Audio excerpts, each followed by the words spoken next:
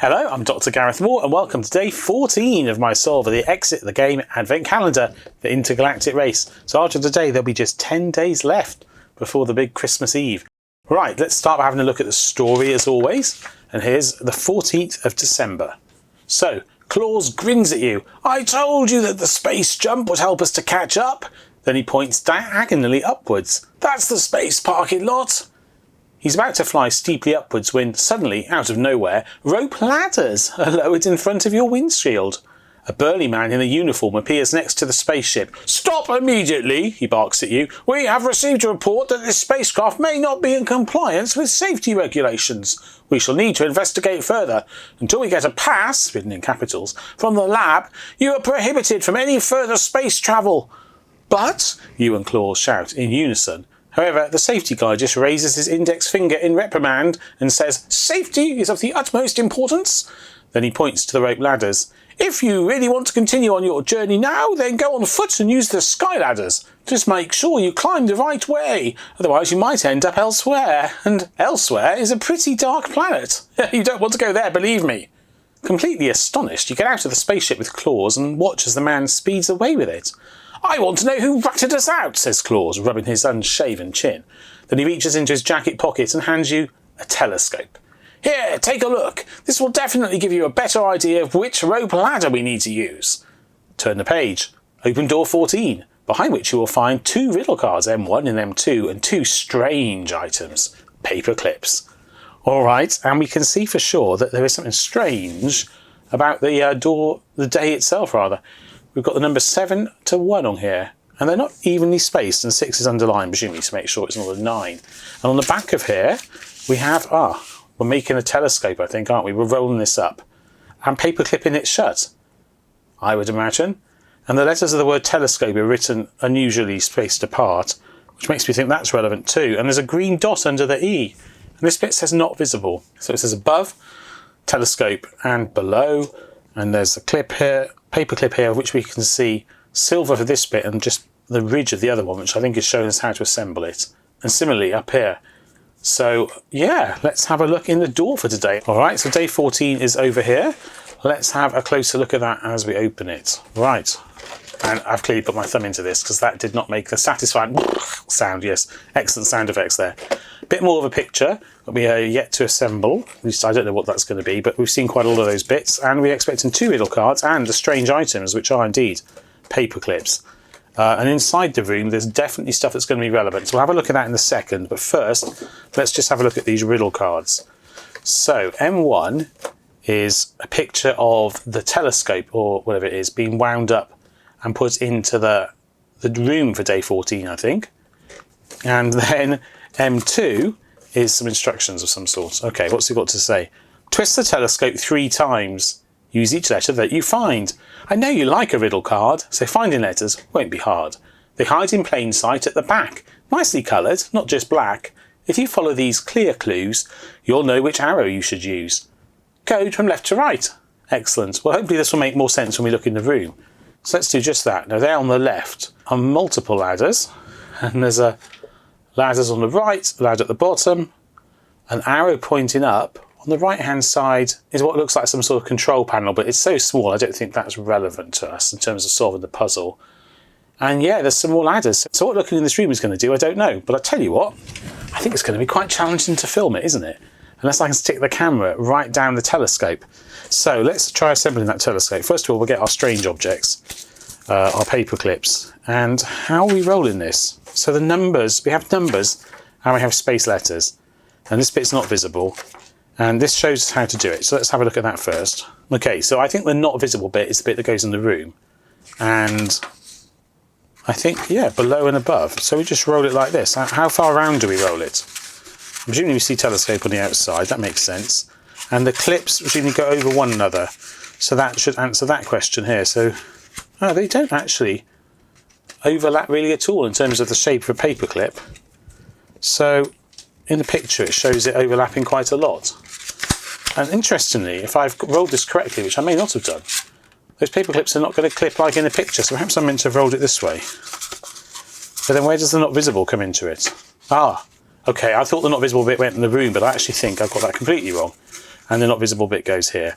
All right, well, I just like to think I'm deliberately demonstrating how not to do it. So clearly we clip it like this, there, and similarly at the top, and the not visible bit is the brown bit, or at least the bit that goes into the room. So there we go.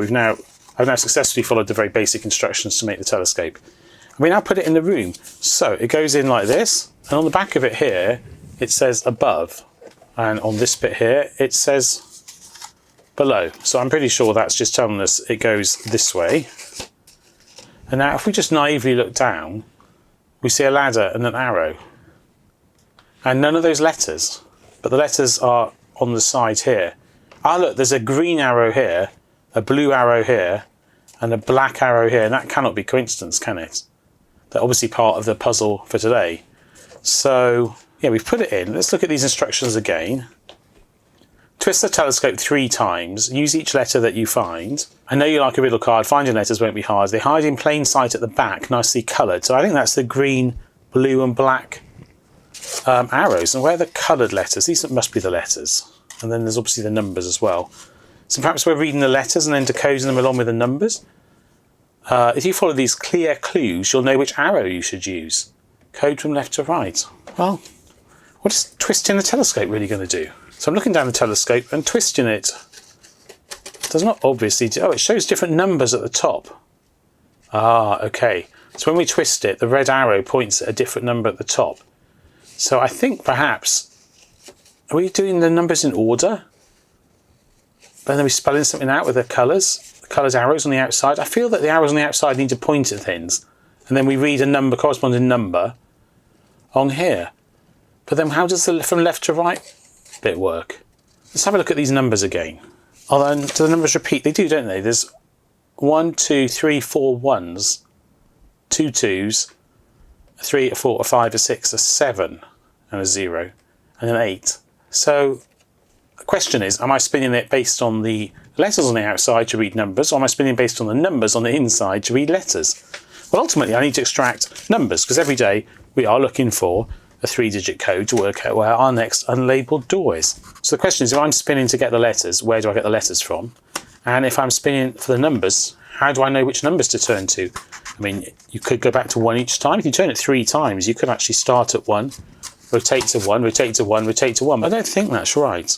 So I think all we're doing here with this, by making a telescope and putting it into the door, is we are producing a way to convert a letter on the outside to a number on the inside. And I think the 3 revolutions is a reference to the fact that we need 3 numbers. Now, I did notice in the story it had the word pass written in capital letters, P-A-S-S, but there's no A in telescope. So it's not like, though there is a P and an S, so it's not like we're spelling out pass, for example. There was only capitalised words in the story. Nothing else in the story was highlighted, so I don't think that's relevant. So I think this is all we need. I think this card tells us to put it in there, this card tells us what to do. So why do we have a green arrow, a blue arrow and a black arrow, and then a red arrow inside? What is the significance of these 3 arrows? If I put it in so that the seam is facing me, then it starts by facing a 1 at the back. I don't think you can quite see that. And then the arrows are facing a T, a P and an S, but that doesn't mean anything to me. So turn the telescope 3 times, use each letter that you find. On the front of the calendar here, there are far more than 3 letters. Oh, there's the green dot. Okay, I mentioned that as I started.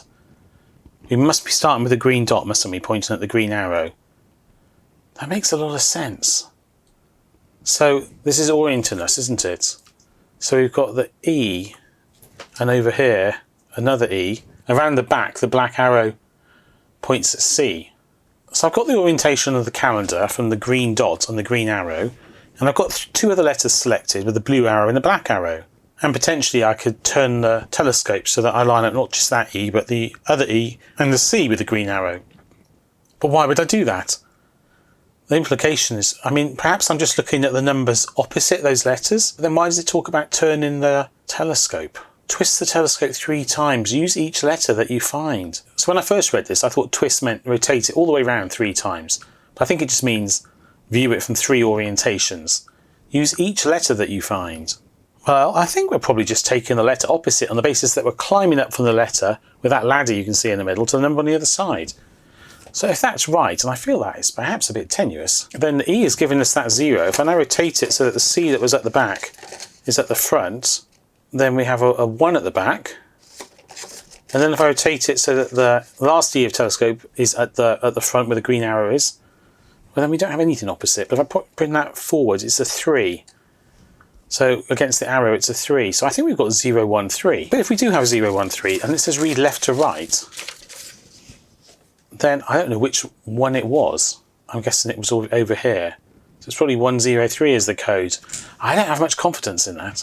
That seems far too tenuous a solution. What am I missing? Finding letters, they hide in plain sight at the back, nicely coloured, not just black. If you follow these clear clues. What does it mean by if you follow these clear clues? What's clear? What's transparent? I think there's just some sloppy language in the wording of this calendar, because clear obviously has two quite distinctly different meanings. I'm going to take a hint, which I don't normally do, but I think that I don't know what to do. So day 14. Next on the agenda, Claus's telescope needs to be assembled. Riddle card M1 tells you how. Place it in room 14. We've done all this. Then talks about riddle cards at the back. Well, then look for them. What does that even mean? Where's the actual thing? Riddle cards at the back. They hide in plain sight at the back. At the back of what? Does it mean the back of the box? I just thought it meant the letters are literally on the back. And some of them have colours, which match the colours on the... Oh my goodness. I think these clues are quite poorly written. But perhaps that's just me. On the back of the calendar there are, I'm pretty sure, some coloured riddle cards. And I think that's what it's referring to. OTE here. Well, there we go. Is that what it means? I know you like a riddle card, so finding letters won't be hard. Oh, I did not understand that. I just thought this meant... I know you like riddles. I didn't know it meant specifically a riddle card. So I've got a blue O, a black T and a green E, and all of those are in the word telescope. So I still don't think this is the entirety of the puzzle solved. So let me read this clue again. I know you like a riddle card. That refers to this. Finding letters won't be hard. They hide in plain sight at the back. Nicely coloured, not just black. Well, I guess that describes this reasonably well. If you follow these clear clues, you'll know which arrow you should use. I think the word back there is doing quite a lot of heavy lifting, given there's a lot of back surfaces on this. Right, so back to the calendar. Let's reassemble our telescope. So I think we already know that the green dot gives the orientation. So the green was an E, the black was a T, and the blue was an O. So maybe the reason there's a green dot here, I think they've put a green dot on here because there are 3 E's in the word telescope, and they're fixing a problem they've introduced in the puzzle when converting it into English, which actually makes it confusing. But I could be completely wrong. It might be that there were multiple letters that repeated in the German original, because this is translated from German. But if that's right, then that's a bit unfair, because it does definitely introduce a significant distracting factor, because that appears to be part of the solution, but it isn't. It's just there to disambiguate the choice of E. Oh, that's really poor if that's the actual issue there. They should have picked a different word or arranged it differently. Anyway, well, someone who solved the German calendar, you can tell me if I'm right or wrong. And if I'm right, well, then I think that spoiled the puzzle a bit. Okay, so anyway, we've got an E there at the front. So I'm thinking the way to interpret this is that we have the blue arrow pointing at an O, and we read the number. The black arrow pointing at a T, and we read the number. And the green arrow pointing at an E, and we read the number. Okay, so the first of all, we have a 0, don't we? Because we've seen this before. So when the green arrow points at an E, we have a 0, and I appreciate that's not entirely in focus. So if I now make the blue arrow point at an O, there, we have a 3. And if we have the black arrow point at a T, I think I rotated this inefficiently, then we have a 1. So ironically, we have 0, 3, and 1, which are the letters I had before. And then we read them from left to right. So I think then we're reading them in order of left to right in the word to tell. Oh, hang on a minute. No. Maybe we're reading them in left to right of the riddle card order, which was OTE. All right. So the O, I didn't need to unroll them. The O corresponded with a 3, and the T corresponded with a 1. I've written this down so I wouldn't forget. And the E corresponded with a 0. So that gives us a code of 310. And let's see if that's correct. From here up, left, down left, and we should have plus, diamond, triangle. Okay, that's solved. Well, there we go. I thought that was a tricky puzzle. There were quite a few things to, confuse you as you went through. To be honest, if I paid attention to where it said riddle card and understood, it didn't mean the riddle card that was in my hand, but it meant pictures of riddle cards on the back of the box. And I guess the word back often does mean the back of something in these puzzles. So I missed something there, I guess.